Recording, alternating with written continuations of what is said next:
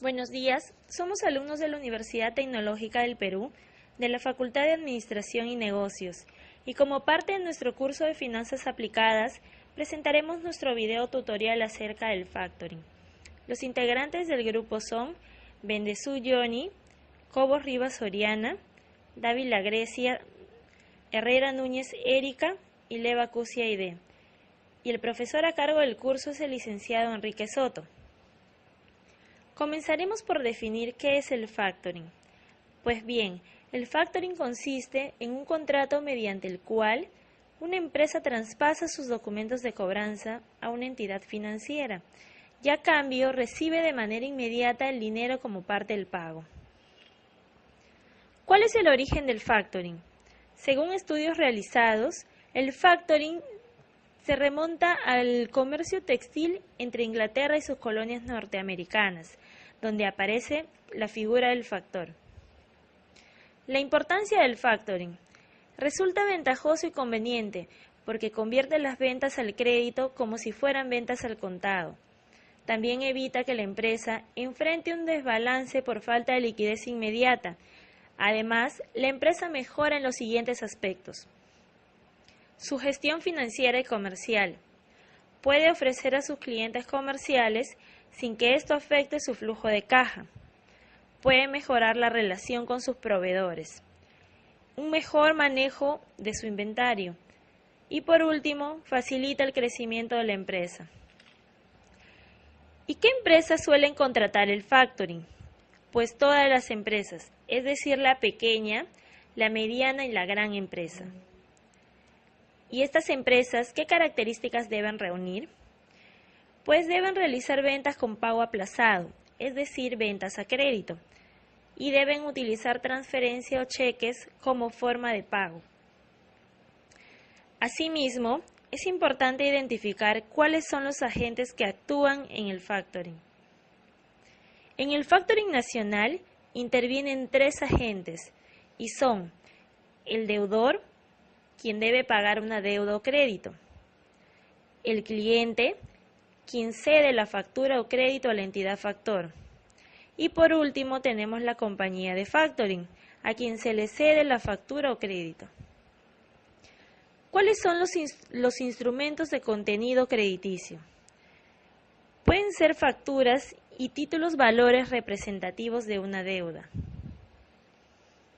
¿Y cómo se clasifica el factoring? Pues tenemos el factoring nacional, que es cuando los agentes se ubican en un mismo país, y el factoring internacional, cuando los agentes se ubican en distintos países. También tenemos otras clasificaciones. En función del destino de las ventas, encontramos el factoring con recurso y el factoring sin recurso.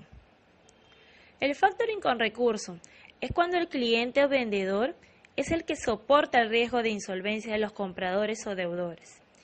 Y el factoring sin recurso es cuando la compañía de factoring asume el riesgo de insolvencia de los deudores. Otras clasificaciones es en función del riesgo de insolvencia de los deudores. Tenemos lo que es el factoring con pago al cobro. Esto es cuando la compañía de factoring paga al vendedor una vez que ha cobrado al comprador.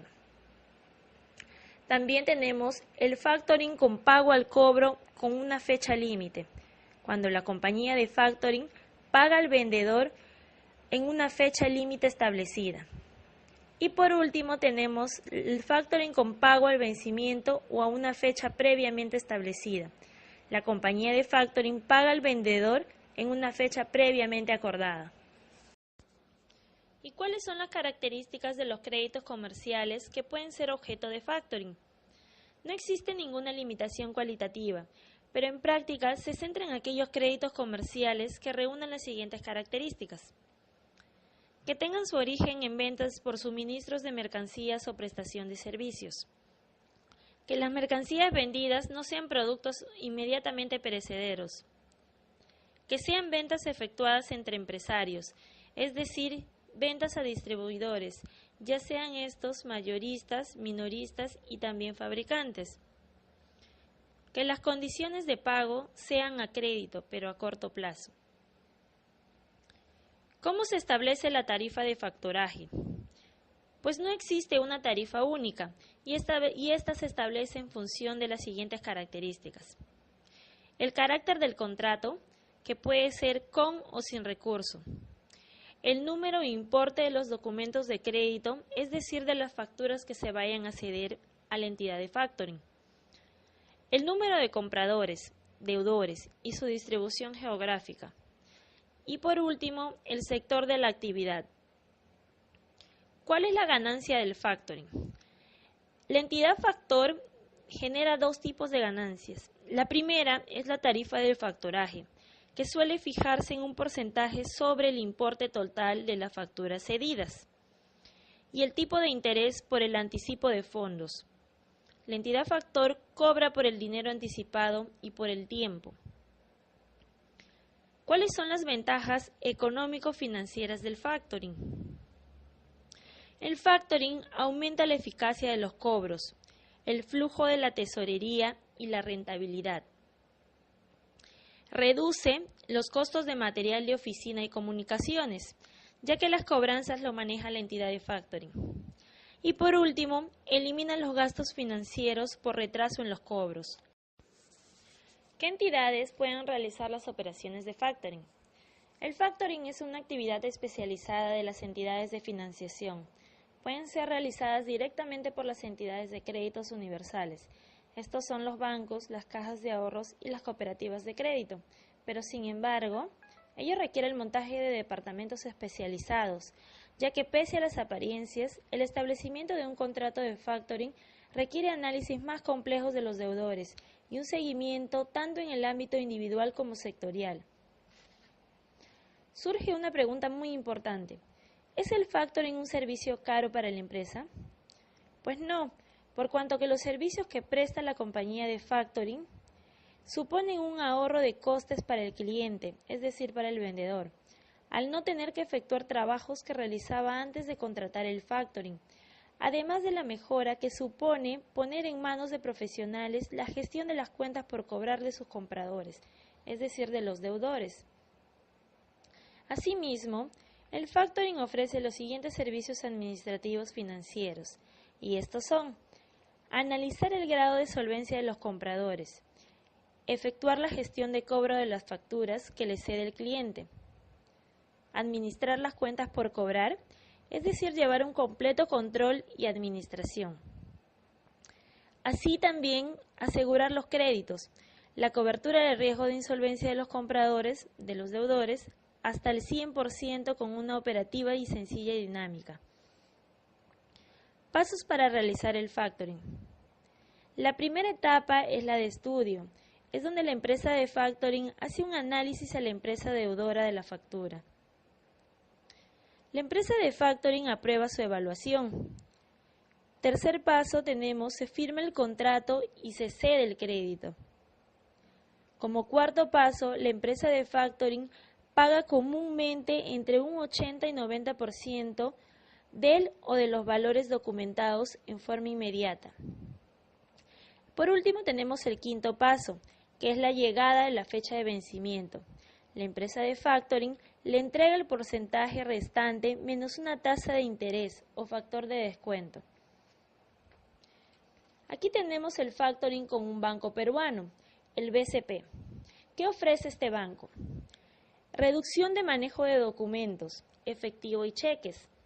Ofrece también la disminución de procesos administrativos, como resultado mayor eficiencia y mayor rapidez. Aumento de poder de negociación con sus proveedores, gracias a este moderno servicio de factoring electrónico, dado que estos podrán acceder a mejores tasas de financiamiento. Y por último tenemos el acceso a la más completa información electrónica. ¿Y cuáles son los requisitos que el banco de crédito exige? Su empresa deberá contar como mínimo con telecrédito. Tanto su empresa como sus proveedores deberán firmar un contrato con el banco y deberán tener al menos una cuenta en el banco. Su empresa deberá contar con una línea de crédito que respalde los adelantos que se hagan a sus proveedores. En el caso del factoring internacional, la figura del factor se desdobla en dos: un factor exportador, que ante el cliente sigue teniendo las mismas funciones y responsabilidades que el factoraje nacional, y el factor importador, que actúa como corresponsable del factor exportador para realizar las funciones que éste no pueda llevar a cabo directamente en el país del importador. Estos dos factores actúan mediante acuerdos de mutua colaboración. Con el servicio de factoring internacional, el cliente no tiene que preocuparse del cobro y de las barreras que pudieran existir en el país de destino de las mercancías, como son el idioma, la legislación, las costumbres socioeconómicas, etc. Además, que se cubre el riesgo de retraso en el pago o el de no pago definitivo por la quiebra del comprador. Para finalizar nuestro video tutorial, tenemos un caso práctico. Supongamos que tuviéramos una factura por 118.141.18 soles, este valor total de la factura incluyendo el impuesto general a las ventas. Tenemos un concepto que se llama detracción y que será equivalente al 4% aplicable al total de la factura, dándonos un valor de 4.725.65. Es decir, el neto a cobrar deducida de la detracción sería 113.415.53. Adicionalmente, este documento tiene un resguardo del 10% del neto solicitado por la institución financiera como garantía, que vendría a ser 11.341.55, pero que se devolverá al final de la operación sin intereses ganados. Supongamos que la operación del factoring será cobrada a 3 meses, por lo tanto, el disponible sería de 102.073.98. También tenemos el flujo de esta operación. Obviamente, esta operación no es gratis y tiene entre gastos e intereses un total de 4.584.60.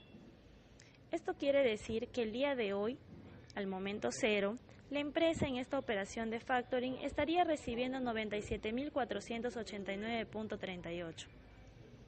En el mes 1 y en el mes 2 no hay ingresos y tampoco egresos, pero en el mes 3 ocurre algo. Supuestamente el cliente va a pagar la factura. Ahora este dinero va a regresar, pero a favor del banco, o sea, es una salida y adicionalmente el banco nos devuelve los 11.341.55 por concepto de resguardo.